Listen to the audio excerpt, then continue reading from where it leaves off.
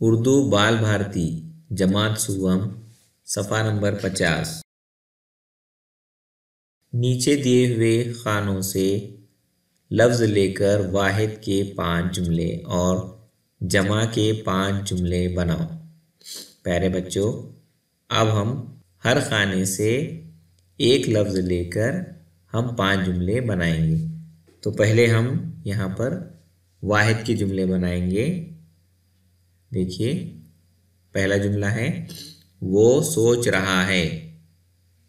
دوسرا جملہ ہے وہ چل رہا ہے۔ تیسرا جملہ ہے وہ دیکھ رہا ہے۔ چوتھا جملہ ہے وہ جاگ رہا ہے۔ اور 5واں جملہ ہے وہ گا رہا ہے۔ اب ہم یہاں پر جمع کے جملے بنائیں گے۔ پہلا جملہ ہے وہ سوچ رہے ہیں۔ دوسرا جملہ ہے وہ چل رہے ہیں۔ تیسرا جملہ ہے وہ دیکھ رہے ہیں۔ چوتھا جملہ ہے وہ جاگ رہے ہیں۔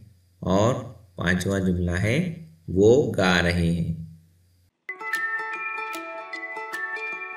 آج ہم نے واحد اور جمع کے جملے ہم نے بنائے۔ اب آپ اس کو پڑھیے، مشق کیجیے۔ شکریہ۔